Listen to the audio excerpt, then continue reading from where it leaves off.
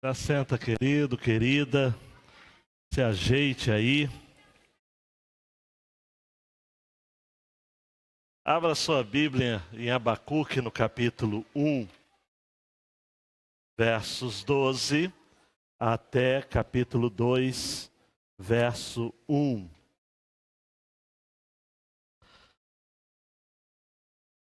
Eu me comprometi pela manhã, quantos estiveram aqui pela manhã? Levante a mão assim. Que bênção, porque você não veio, perdeu, né? Tempo muito bom. E Solange compartilhou aqui um momento missionário que emocionou a todos que estavam aqui. Ela compartilhou o testemunho do Gilmar. E um homem afastado do convívio familiar durante anos, as drogas ou demais caminhos paralelos a isso.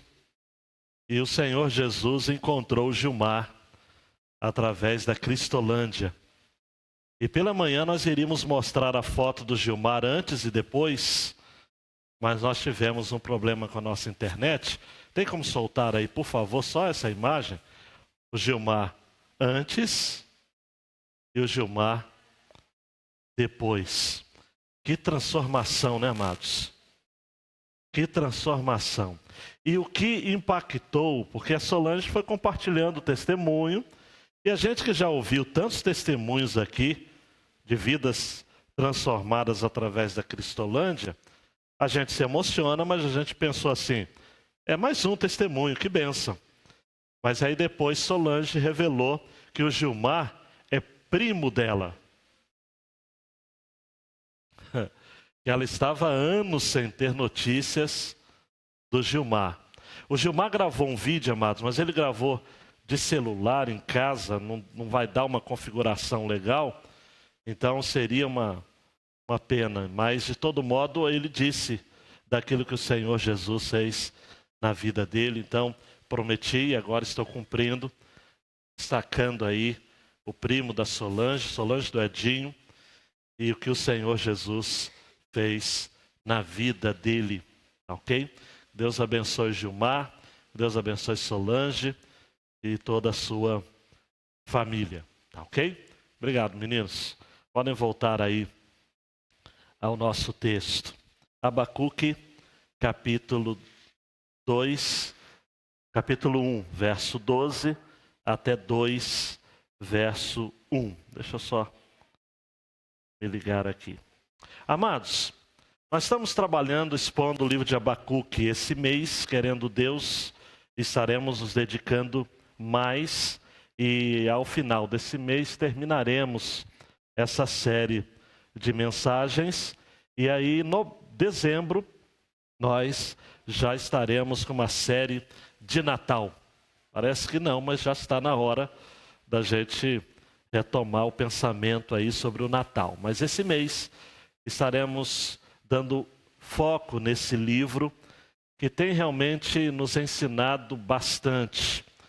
Aprove a Deus de que a exposição deste livro fosse justamente nesse momento que o Brasil está vivendo, de transição. Momento em que alguns estão eufóricos, tendo aí expectativas, a meu ver, na maioria das vezes, super estimadas, mas estão acreditando. E quanto outros, e eu me incluo nesse grupo, estou assumindo a postura de Abacuque, que você vai saber daqui a pouco qual é, que é esperar para ver o que o Senhor tem para fazer. Que eu julgo, amados, humildemente falando, que é a postura do crente.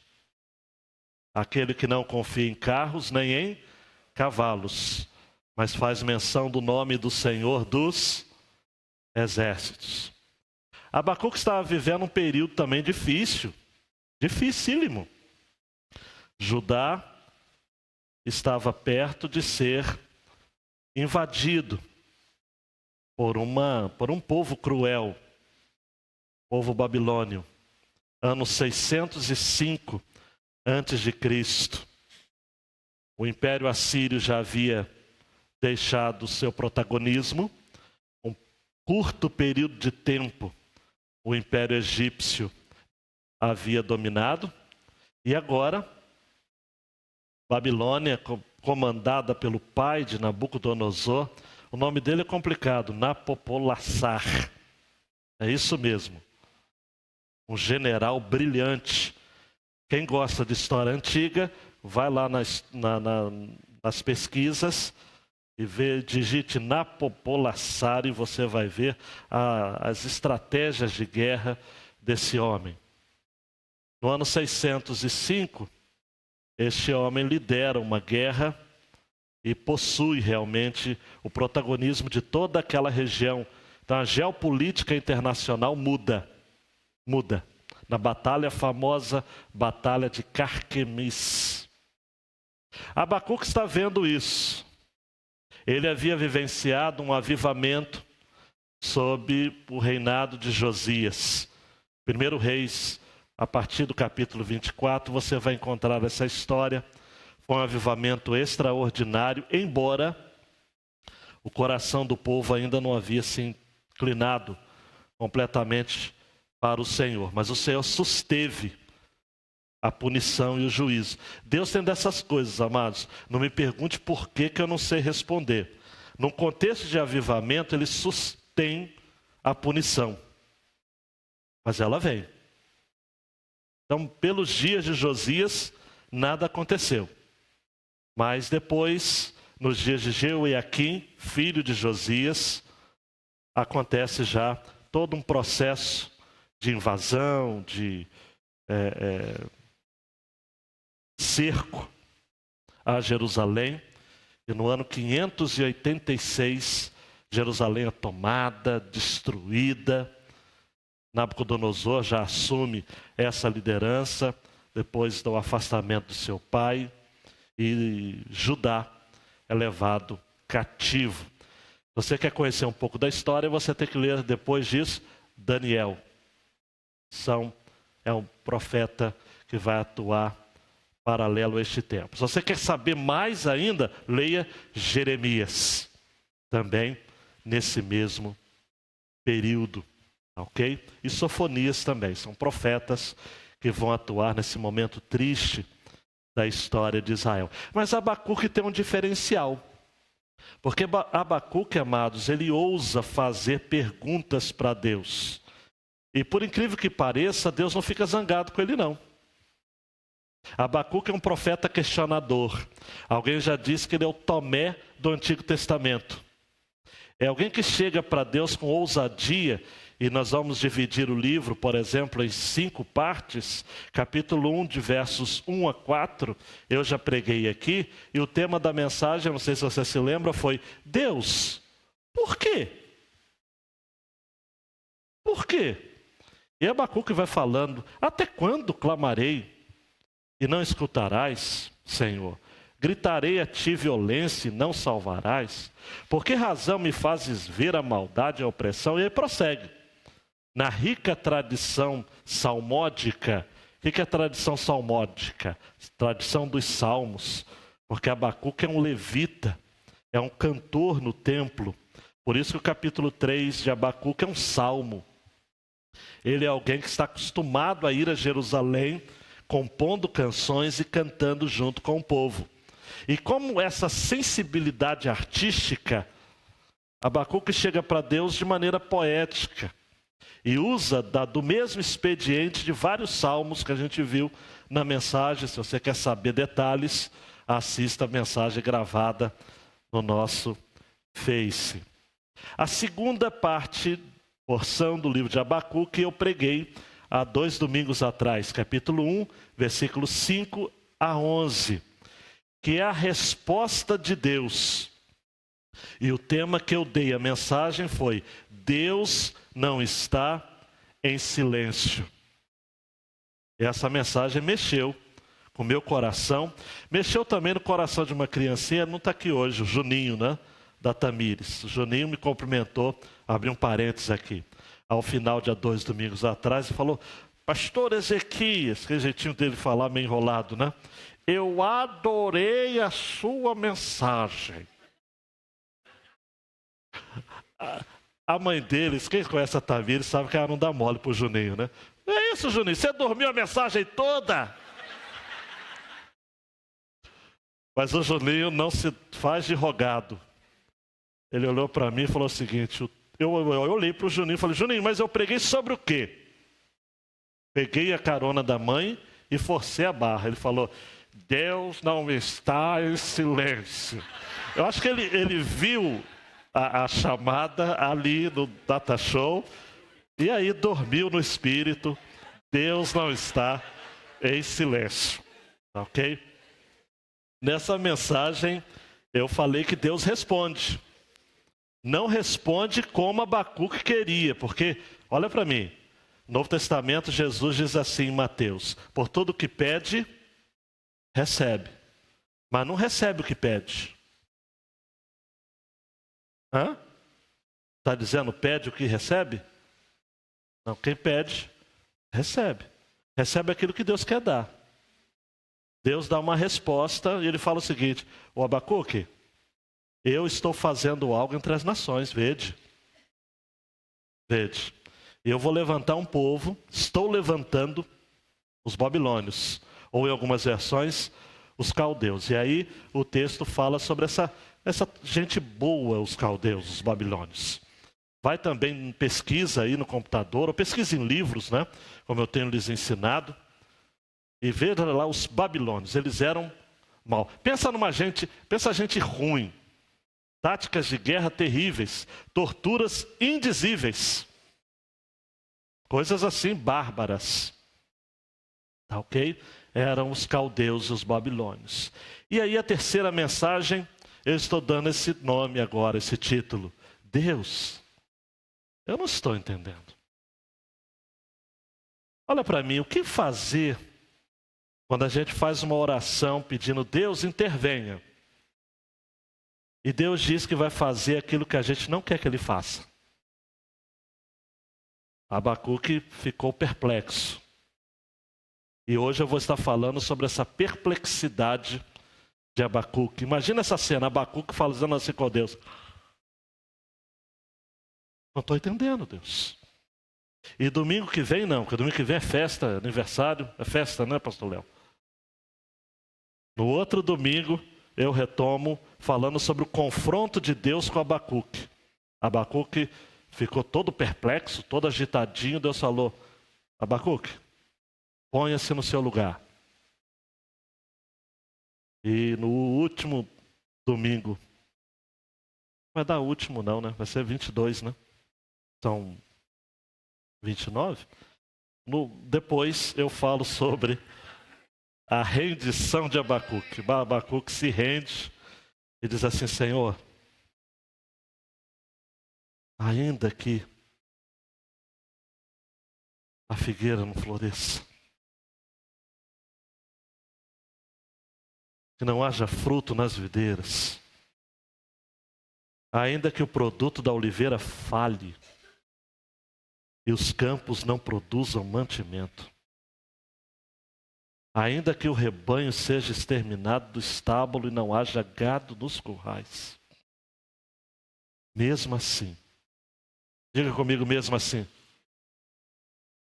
eu me alegrarei no Senhor, exultarei no Deus da minha salvação. Então é um livro riquíssimo. Mas vamos, amados, a segunda queixa do profeta. Acompanhe na sua Bíblia, por favor. Abacuque 1, 12 até 2, 1. Ó Senhor, meu Deus, meu santo, por acaso não existes desde a eternidade? Não morreremos. Ó Senhor, puseste esse povo para juízo. Ó rocha, tu estabeleceste para correção. Tu que és tão puro de olhos, que não podes ver o mal, e não podes contemplar a maldade. Por que ficas apenas olhando para os perversos e te calas, enquanto o ímpio devora quem é mais justo do que ele? Tratarias os homens como peixes do mar? Como animais do mar, que não tem quem os governe? O adversário levanta todos com um anzol, apanha-os na sua rede e os ajunta na sua rede de arrastão. Por isso ele se alegra e se regozija. Por isso sacrifica a sua rede e queima incenso a sua rede de arrastão, pois se enriquece com elas e a sua comida é farta. Por acaso continuará ele esvaziando a sua rede e matando sem piedade os povos? Eu me colocarei sobre a minha torre de vigia, ficarei sobre a fortaleza e vigiarei, para ver o que ele me dirá e o que terei como resposta à minha queixa. Coloca a mão no seu coração assim e diga a Deus, por favor, fala comigo. Fala de um modo que eu possa entender aquilo que é minha queixa, que é minha questão, para a minha vida pessoal, para o Brasil, para esse momento que a gente está vivendo. No nome de Jesus. Amém. E amém. Dando um clique aí, João Marcos. A grande ideia desta passagem é esta. Quando não entendemos os planos do Senhor, temos de descansar em sua providência, pois ao seu tempo Ele responderá às nossas queixas. É mais comum do que você imagina não entendermos quais são os planos do Senhor. É mais comum do que você imagina fazermos orações para Deus e recebermos respostas no processo, que nós paramos e dizemos o seguinte: o que está acontecendo? Eu não estou entendendo. Tu disseste na tua palavra que nenhum pai daria pedra a um filho que pede pão e não daria uma serpente a quem pede peixe, mas é isso que o Senhor está fazendo comigo. Eu não estou entendendo. E a orientação de Abacuque, amados, ou que Deus dá a Abacuque, é de que nós temos que descansar na providência dele. Deus sabe o que está fazendo. Ele é Deus, você não é.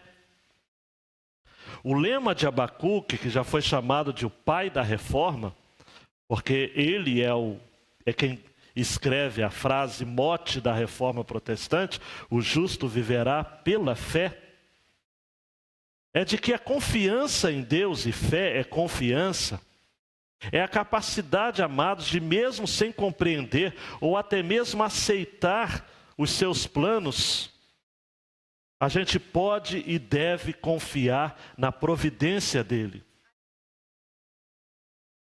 A primeira igreja batista fundada em solo americano foi num lugarejo chamado, que foi dado o nome pelos puritanos, de Providence. Justamente porque eles entendiam de que Deus estava providenciando aquele grupo de homens, mulheres, famílias inglesas que estavam se estabelecendo em solo americano no século XVII, estava ali formando uma nova nação. E esta nação estaria sendo orientada pelos valores do próprio Deus. Abacuque, amados, recebe essa resposta de Deus, de que Deus estava levantando os babilônios para serem instrumentos de juízo, porque Judá havia se esquecido do Senhor, porque Judá havia abandonado o Senhor, porque o povo havia feito altares a outros deuses, porque o povo havia se prostituído na casa do Senhor. Havia em Jerusalém, isso é denunciado no livro de Reis, um quarto para prostitutas e para prostitutos. Em Judá, amados, o povo havia voltado as costas para Deus. Eles haviam tentado fazer acordos com homens. Josias, o avivalista, ou quem viveu o processo de avivamento ao descobrir o livro da lei. Mas você vai ver imediatamente depois o seu próprio filho levando o povo de Deus à bancarrota, à destruição.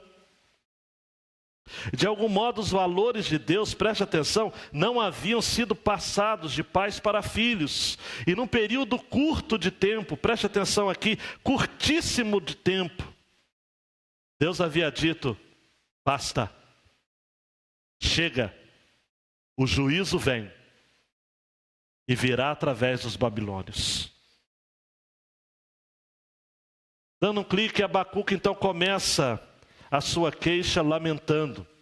É o lamento de um crente. Porque eu ainda tenho Abacuque como um crente. A resposta que Abacuque recebe de Deus acerca de sua queixa o deixou perplexo.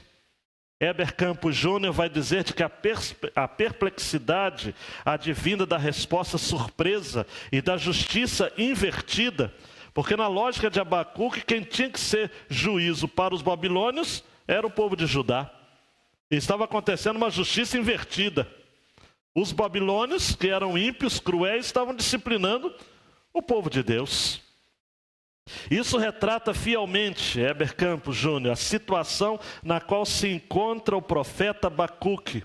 E eu gosto de brincar com o significado do nome de Abacuque, que significa abraço. Então ele se abraça com Deus.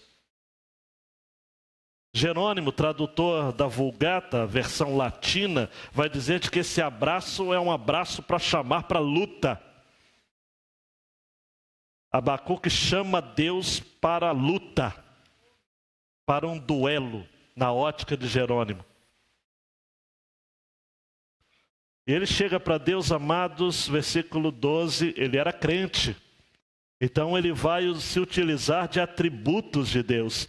Ó Senhor, Yahvé no hebraico, meu Deus, Elohim, meu santo, Kadosh, separado, por acaso não existes desde a eternidade? Um atributo de Deus, a eternidade. Não morreremos. Ó Senhor, puseste este povo para juízo?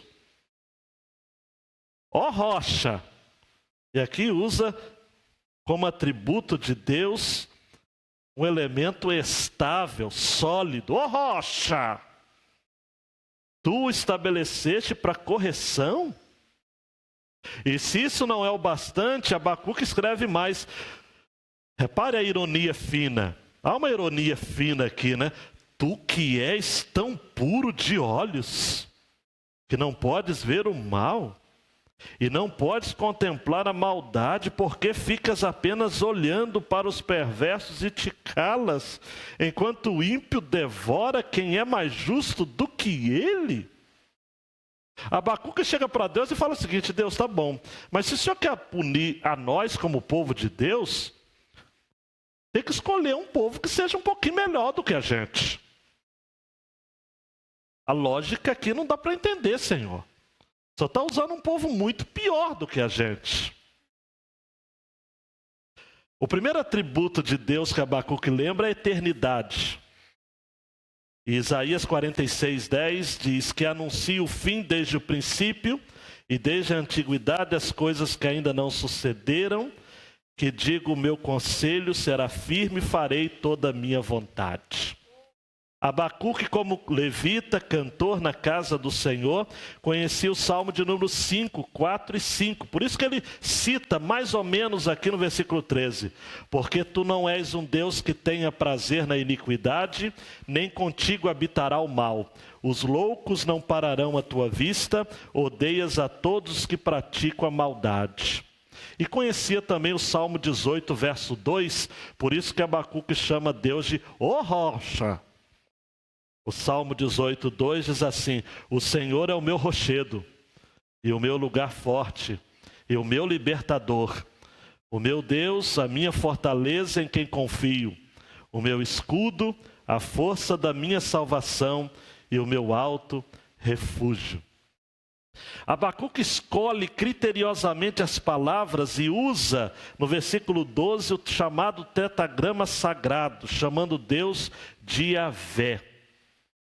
Mesmo confuso, Abacuque reconhece o Deus da aliança, o Deus que tem compromisso com o seu povo, o Deus que celebrou desde o Êxodo. Lembra da minha exposição do livro de Êxodo? Deus separa para si um povo. Deus preserva um remanescente fiel, que vai ser um tema caríssimo na literatura profética. Abacuque é um crente. Por isso que Hernandes Dias Lopes fala o seguinte: as nuvens podem esconder a luz, mas não destruir o sol. Havia fé no coração de Abacuque. As nuvens podem esconder a luz, mas não destrói o sol. Muitas vezes nós estamos em dúvida, cheio de dúvidas, sim ou não? Nuvens de dúvidas, de perplexidades, de medos, de anseios de uma alma confusa. Mas o sol continua lá. E aí o poeta Kleber Lucas vai dizer: eu sei que para além das nuvens, o sol não deixou de brilhar.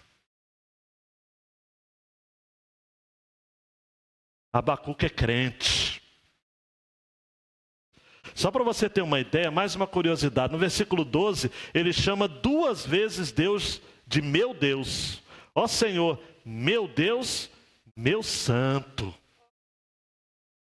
Para Abacuque, amados, essa questão que ele está para colocar diante do Senhor, não era uma questão teológica apenas, ou nacional. Era uma questão pessoal. Abacuque diz: Deus, o Senhor é meu Deus, é o meu santo. Não morreremos. Algumas versões diz: tu não morrerás. E aí é uma luta dos tradutores. Ou Abacuque teria dito: Senhor, tu não morrerás, tu és eterno, tu vês o fim desde o princípio. O senhor não está vendo que esse negócio está louco demais? Olha só que petulância, né? Por isso que eu prefiro a versão mais contemporânea. Não mais contemporânea, porque a NVI, por exemplo, diz: tu não morrerás, que é contemporânea. Eu prefiro a minha Almeida século 21 e algumas outras que diz: não morreremos. Abacuque está dizendo: Senhor, eu sei, porque eu sou crente, Senhor. Eu aprendi na escola dominical. O novo livro da escola dominical na Ibacem vai ser o livro do Arthur Pink, Soberania. Deus é soberano. Eu aprendi que o Senhor não vai permitir que eu morra antes de ver cumpridas as tuas promessas. Eu não morrerei. Não morreremos, Senhor.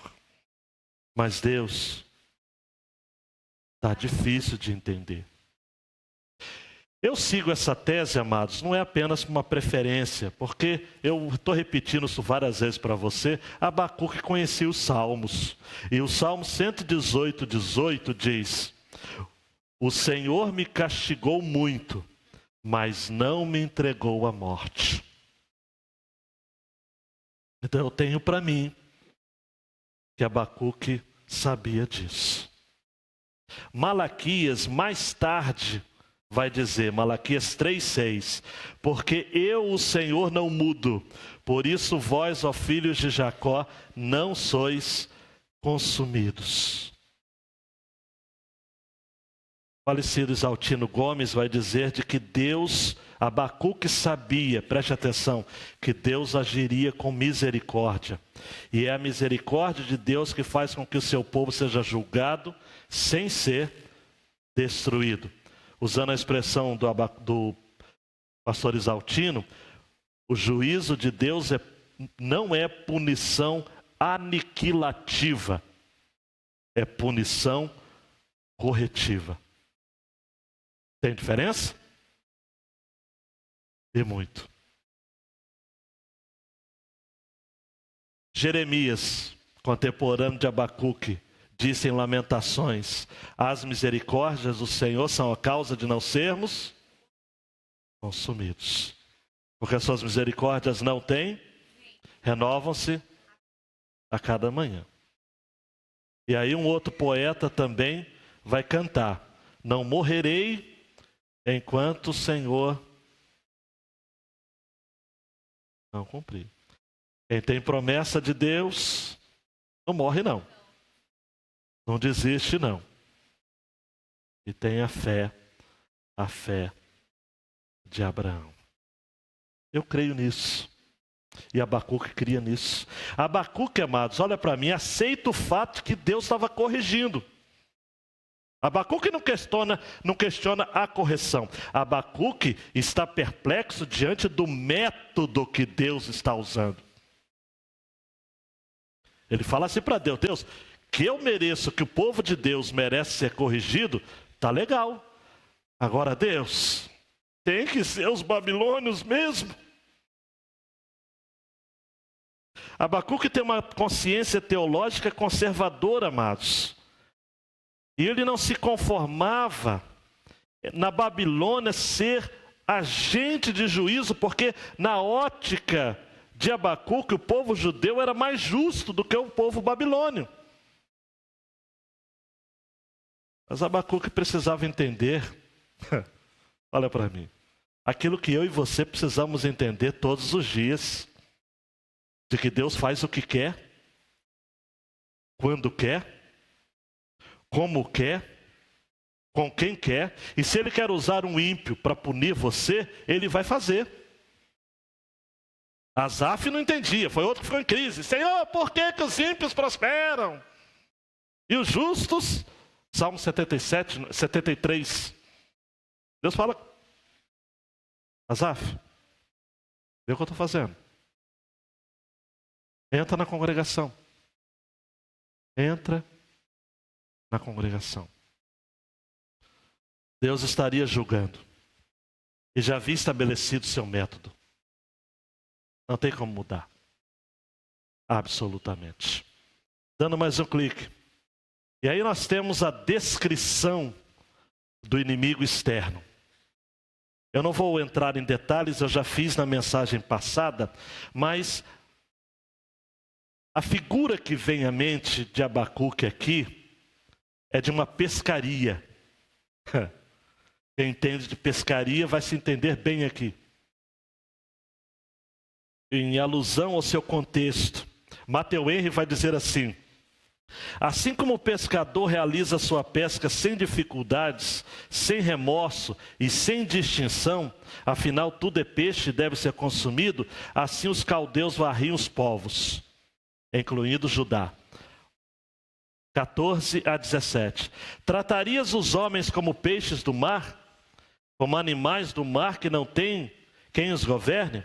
O adversário, os babilônios, levanta todos com o anzol, apanha-os na sua rede. Já pescou de rede? Eu não entendo muito de contexto de pescaria, mas a rede, o que vier é peixe.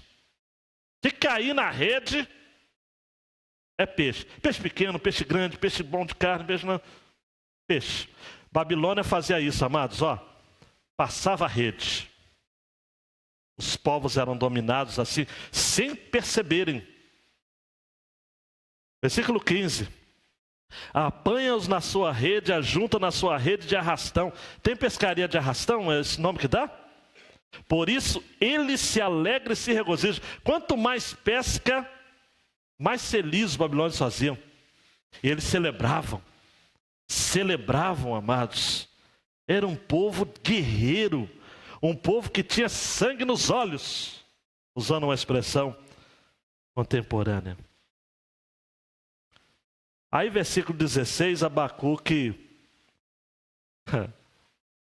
apela, diz para Deus assim: por isso sacrifica a sua rede, queima incenso a sua rede de arrastão, pois se enriquece com elas e a sua comida é farta. Diz Deus, eles ainda celebram cultos aos seus deuses, por conta das vitórias sobre os seus inimigos. 17. Por acaso continuará ele esvaziando a sua rede, matando sem piedade os povos? A ideia, amados, dos versos 14 e 15 é perturbadora. A Nova Versão Transformadora traduziu assim os versos 14 e 15. Somos apenas peixes para ser apanhados e mortos? Somos apenas seres do mar que não tem quem os guie? Seremos fisgados por seus anzóis e pegos em suas redes enquanto eles se alegram e festejam?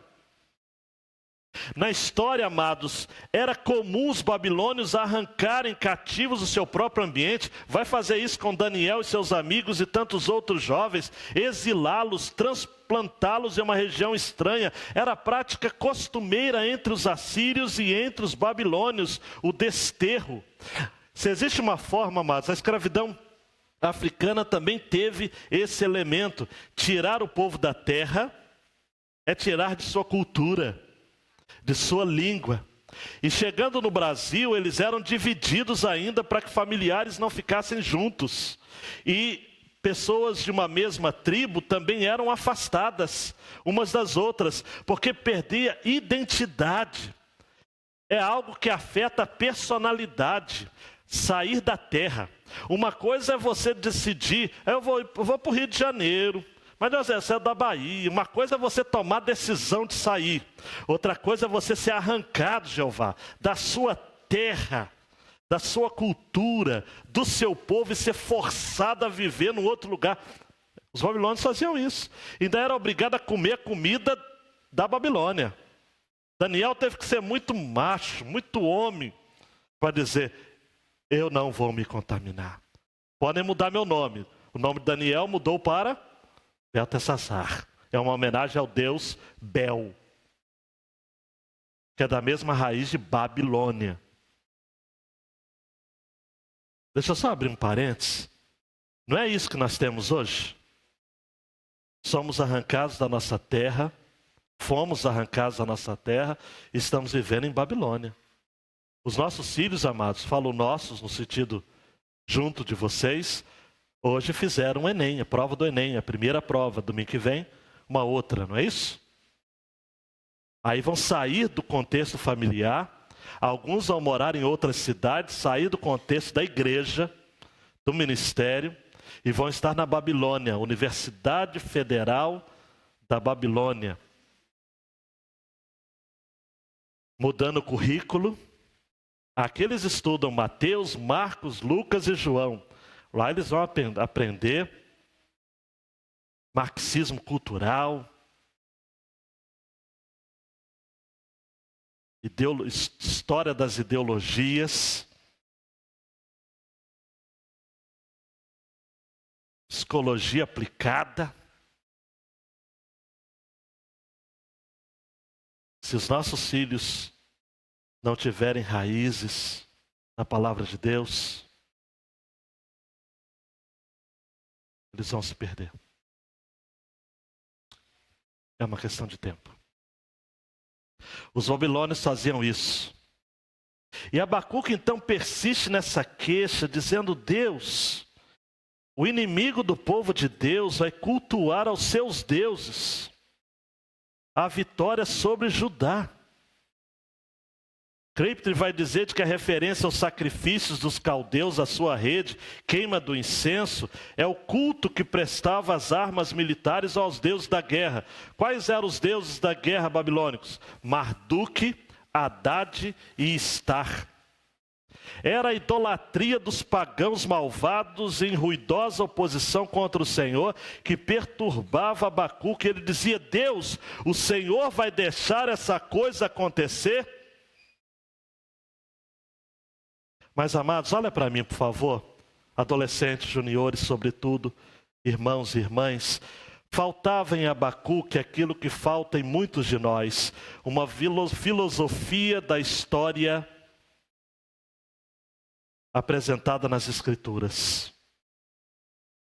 No quadro geral das Escrituras, Deus estava o tempo todo no controle.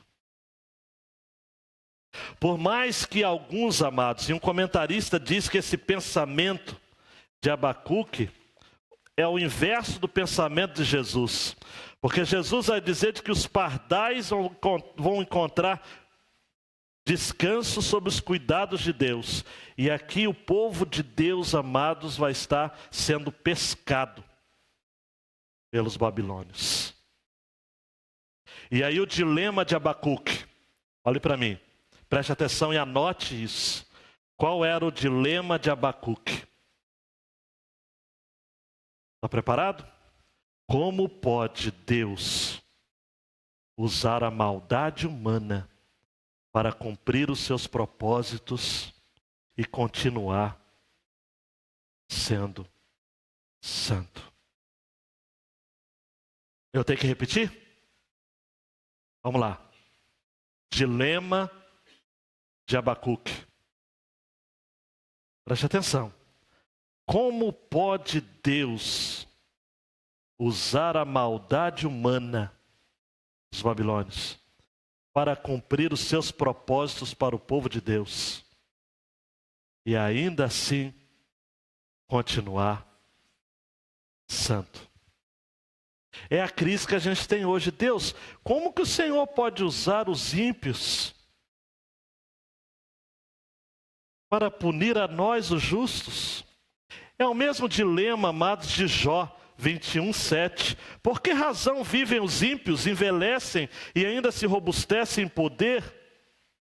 Jó 24:1. Visto que do Todo-Poderoso não se encobrir os tempos, por que os que o conhecem não vê os seus dias? Jó está dizendo, Senhor, por que aqueles que lhe conhecem vivem menos, vivem em aperto? Talvez você esteja aqui nessa noite dizendo assim, Senhor, por que os meus filhos são rebeldes? Por que eu tenho privação financeira? Por que eu estou com diagnóstico de câncer olhando para mim todos os dias dizendo, você vai morrer? Por que eu tenho servido ao Senhor tantos anos? Por que eu sou tão fiel e recebo punição? Recebo juízo? Enquanto há pessoas por aí que são depravadas, mulheres que saem com vários homens, homens que têm várias mulheres, gente ímpia, gente corrupta e que mesmo assim se dá, entre aspas, aparentemente bem na vida.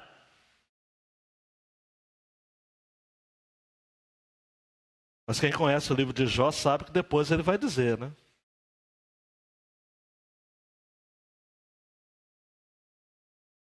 É o lema, amados, é o dilema de Asaf, no Salmo 73, que eu já disse, 2 e 3. Quanto a mim, os meus pés quase se desviaram, pouco faltou para que escorregasse os meus passos, pois eu tinha inveja dos nécios, dos ignorantes, quando eu via a prosperidade dos ímpios.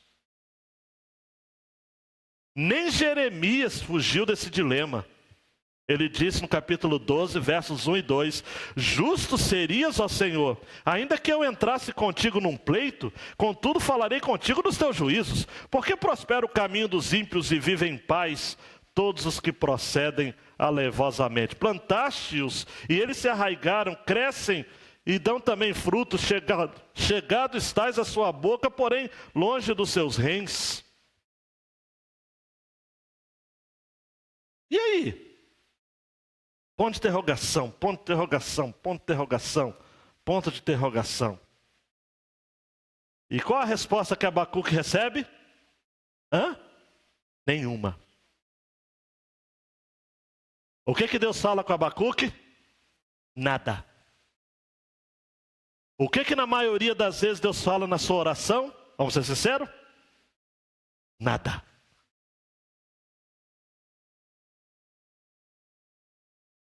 Verdade ou não é? O que Deus está respondendo? Nada. E aí, João Marcos, a postura de um esperançoso. Oh, meu Deus.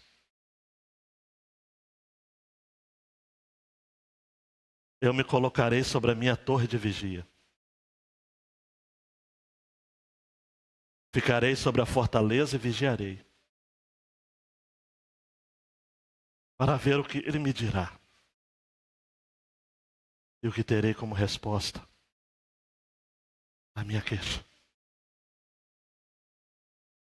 Se segura na cadeira aí. O profeta toma uma atitude. eu me colocarei. A Bíblia de Jerusalém traduziu assim: vou ficar de pé no meu posto de guarda. Vou colocar-me sobre a minha muralha e espreitar para ver o que ele me dirá e o que responderá à minha queixa. Torre de vigia, amados, remete a um contexto de guerra. É a sentinela que vigia da sua torre a fim de detectar a vinda de algum mensageiro ou obter informação acerca de uma invasão inimiga. Abacuque está esperando uma mensagem, uma informação. Eu e você. Vai dar certo o governo Bolsonaro? Vai resolver todos os nossos problemas? Como eu li essa semana de alguém, o Brasil vai virar potência. Palavra de Deus. Profeta Abacuque, vamos imitá-lo? Eu me colocarei sobre a torre de vigia. Ficarei sobre a fortaleza, morro da fortaleza, Henrique, Maria. E vigiarei para ver o que ele me dirá e o que terei como resposta à minha queixa. Trata-se de alguém, amados, preste atenção, que olha no horizonte e aguarda uma resposta, uma intervenção, um tempo de retiro, de quietude de alma. Ele sai da agitação da vida, do vale, ele está vivendo em crise, e então ele se despreende de um tempo para comungar com Deus, para ouvir a Deus, para ter a visão elucidada, para ter as suas perspectivas ajustadas. Eu me colocarei sobre a minha torre de vigia e ficarei atento para ver o que Deus tem para dizer. É um profeta vigia. Charles Fehmer, no seu comentário, diz que a ideia do texto não é de que Abacuque tenha ido a uma torre de vigia de verdade. Ele assume essa postura de oração, expectativa, vigilância. Vários profetas foram considerados vigias. Não vou ler todos os textos não. Isaías 21:8, Isaías 21:11, Jeremias 6:17, Ezequiel 3:17, Ezequiel 33, 2 e 3. Então era comum os profetas se colocarem como vigias. A alma do profeta é a alma mergulhada nos salmos. Me perdoe, mas eu vou citar isso, as mensagens todas de Abacuque. Abacuque tem ideia, Salmo 85, 6 a 9. Ainda mais que ele viveu o avivamento de Josias. Salmo 85, 6 a 9. Você segura na cadeira.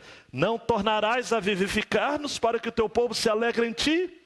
Mostra-nos, Senhor, a tua misericórdia e concede-nos a tua salvação. Escutarei o que Deus, o Senhor, falar, porque falará de paz ao seu povo e aos santos para que não volte a loucura. Certamente que a salvação está perto daqueles que o temem, para que a glória habite na nossa terra. É a postura de um esperançoso. Ele tem esperança. Abacuque não era brasileiro, mas sabia que a esperança é a última que morre. Abacuque se agarra em Deus. Eu me colocarei sobre a minha torre de vigia. Eu vou aguardar para Deus me falar, para que eu veja a sua resposta acerca da minha queixa. Da minha queixa. Algumas aplicações aí, para a gente caminhar para o final. Não se perca não. Muitas vezes confiamos em um livramento e Deus reserva para nós o maior juízo. Abacuque purinho isso daí. Abacuque esperava um livramento de Deus. Quando ele queixa-se pela primeira vez, ele fala: Deus, agora eu orei bonito, hein? Orei bonito, Deus vai me dar a resposta que eu quero. E Deus deu, dizendo o seguinte: Abacuque, você quer livramento? Vou te dar mais juízo. É isso que acontece, amados. Tudo para que Abacuque conhecesse a soberania de Deus. Foi Deus quem entregou Jeoaquim, Daniel 1:2, rei de Judá, e uma parte dos utensílios da casa de Deus para a terra de Sinai, para a casa do Deus babilônico. Foi Deus que fez. E o Senhor entregou nas suas mãos a Jeoaquim. Foi o Senhor que, quando foi levar o povo cativo, usou Nabucodonosor, chamando de meu servo. E 70 anos depois, quando era para o povo voltar do cativeiro, Deus usou Ciro e chamou ele de meu pastor. É Deus. Provérbio de Salomão: o rei está no... Deus tem nas mãos o coração do rei. E ele conduz para onde ele quer.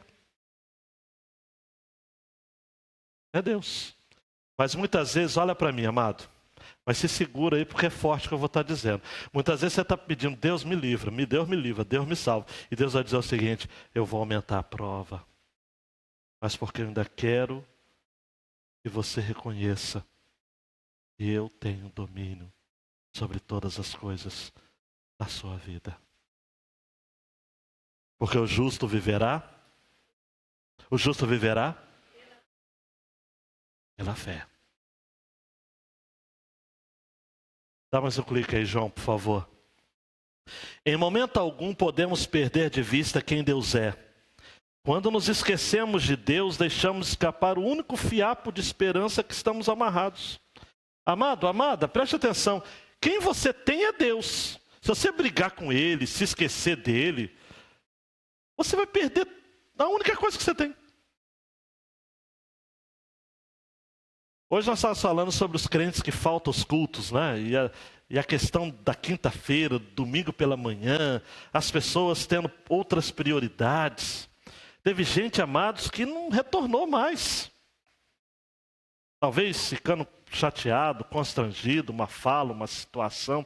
Mas eu fico pensando o seguinte, preste atenção nisso. Se você não se apegar a Deus no momento de maior crise na sua vida, você vai se apegar a quem?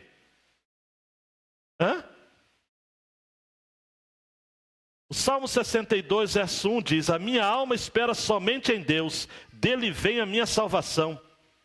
O Salmo 62, versículo 5 diz: ó minha alma, espera somente em Deus, porque dele vem a minha esperança. Amado, se está apertando agora, confie em Deus. Se apertar mais, confie mais ainda em Deus. Você só tem Deus.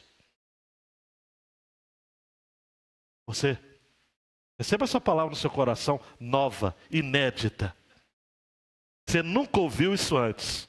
Nunca na história desse país alguém falou isso com você. Você só tem Deus. Diga: eu só tenho Deus. A minha alma espera somente em Deus. Dele vem a minha salvação. Só Deus. Terceira aplicação. Deus nos fala muito mais em seu silêncio do que nós imaginamos que nos fala, em meio à agitação da vida e dos avanços e retrocessos da história humana. A gente não entende isso e nem quer aceitar. Ele ia se colocar na torre de vigia para vigiar, para ver o que Deus estaria dizendo. E qual resposta daria? Hernandes Dias Lopes fala que nós temos aqui a torre de vigia como sendo oração. E que nós temos que orar, porque na oração nós falamos com Deus, ouvimos de Deus, recebemos as respostas de Deus. É orar. O Weber Campos, mais jovem, com a sua mentalidade mais técnica, ele vai dizer o seguinte: olha, só orar não basta, porque a oração não é um diálogo. A gente fala com Deus em oração, mas Deus não fala conosco na oração. Ele responde à oração, mas não na oração. Ele fala conosco através da reflexão. O Weber é muito técnico, mas é por aí mesmo. Vamos juntar o que o Weber e o Hernandes disse para entender o seguinte: na torre de vigia, você fala.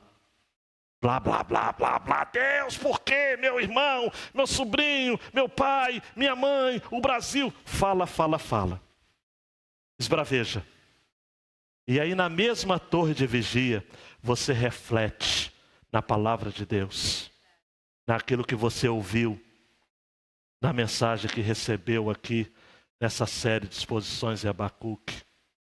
Aí você, depois de tratado, você diz como Jeremias em Lamentações 3, 24 a 26.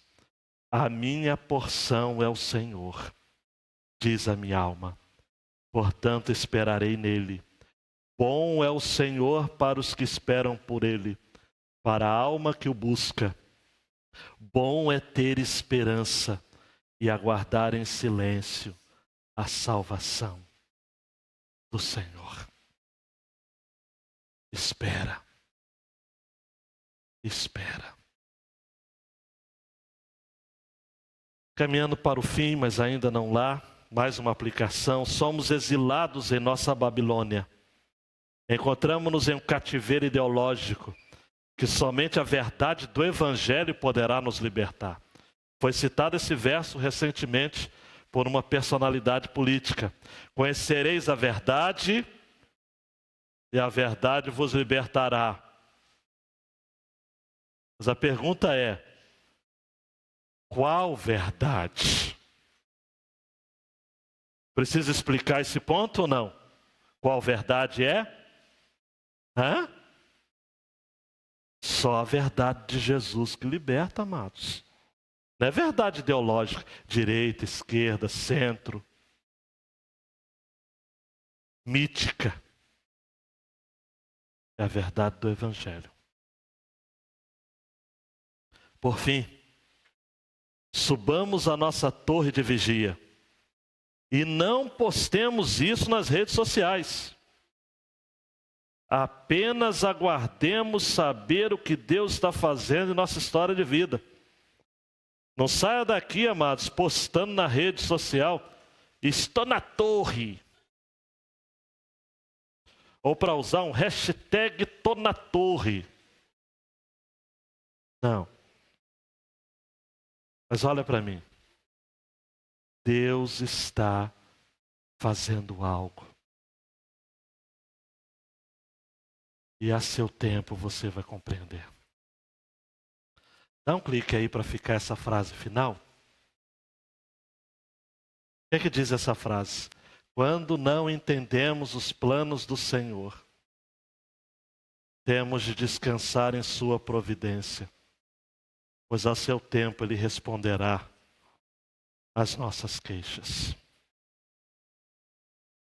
Eu quero terminar. Essa semana eu me lembrei de uma das crônicas de Nárnia, que de todas elas eu acredito que é a que menos gente gosta ou lê, porque ela é simples, mas por ser simples, é muito rica. É o cavalo e seu menino. Quem já leu a história sabe que a história fala de um órfão chamado Jasta. E esse jovenzinho sofre muito, hein? Usando uma expressão meia feia, mas ele come o pão que o diabo amassou. Com o rabo mesmo. Jasta. Ele sofre. Ao final ele conhece uma pessoa, a Arave, se casa, mas ela é ferida, morre. E ao final, penúltimo capítulo da crônica, ele vai encontrar Aslan, que na história representa o próprio Jesus. E ele não conhecia Aslan. E ele pergunta, você é um gigante? E Aslan disse, pode me chamar de gigante, mas eu não pareço com as criaturas que você chama de gigantes. Jasta chega para Aslan e fala assim, eu não consigo vê-lo. Você não é uma coisa morta, é? Eu nunca fiz nada de mal. Eu sou o sujeito mais desgraçado do mundo. E aí Aslan sopra um hálito quente no rosto e na mão daquele menino. Aquele jovem. E o jovem diz: morto não respira assim. Ou melhor, Asla fala: morto não respira assim. Me conte as suas tristezas, rapaz. E Jasta começa a contar. Jamais conheci meu pai e minha mãe. Eu fui criado por um homem, um pescador muito severo. Eu fugi de casa. Leões me perseguiram. Tive vários perigos. Passei várias noites dormindo entre os túmulos. As feras uivavam no deserto. Calor e sede durante a caminhada. E um outro leão que surgiu quando estavam quase chegando. Áraves foi ferida. Eu já tive fome. Eu estou com fome agora porque eu não como nada há muito tempo. Aslan chega para Jasta e diz: eu não acho que você seja um desgraçado.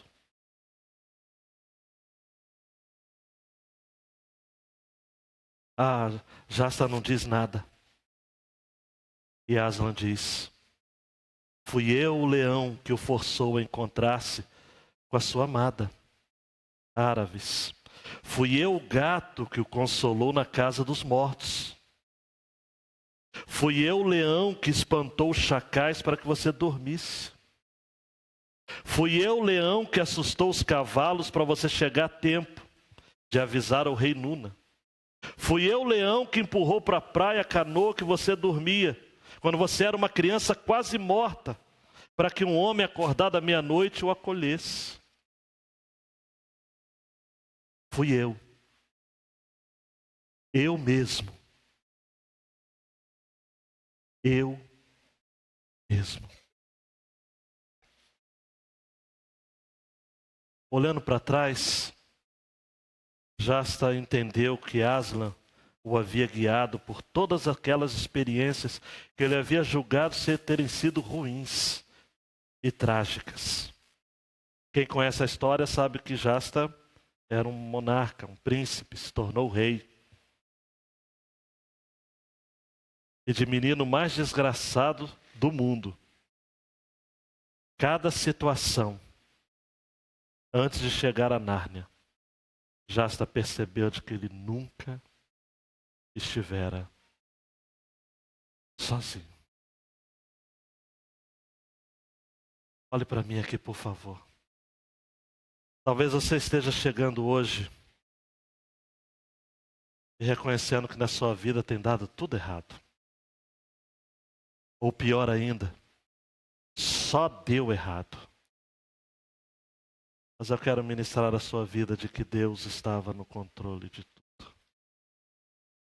E Ele, segundo Paulo vai dizer a Romanos capítulo 8, faz com que todas as coisas concorram para o bem daqueles que amam a Deus e são chamados segundo o seu propósito. Cada situação difícil que você viveu, cada dor, cada tragédia, Deus estava ali. Poderia ter sido muito pior se não fosse a mão do Senhor. E até aquela tragédia que aconteceu ali que você não está entendendo, é porque Ele tem um fim melhor. Lá na frente. E você vai entender. Coloca a mão no seu coração agora. E diga: Deus, eu vou subir a torre de vigia. Eu não estou entendendo, Deus. Eu saí da minha terra, eu estou enfrentando diagnósticos terríveis de enfermidades na família. Estou sofrendo. Estou sendo acusado injustamente no trabalho. Estou perto de ser mandado embora. Deus, eu olho para o Brasil, dá vontade de fugir. Eu vou sair desse país. Deus, tem misericórdia. Não dá. Deus, a minha filha não me atende, não me entende, não fala comigo. A minha família está uma desordem, um caos. Eu quero que você compreenda, meu querido e minha querida, Deus está o tempo todo com você. Esteve assim com Jasta, na crônica, o menino e seu cavalo. E está assim com você também, o tempo todo.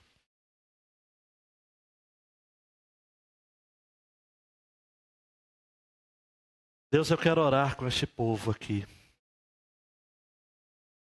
Eu quero chamar este povo a esse ponto.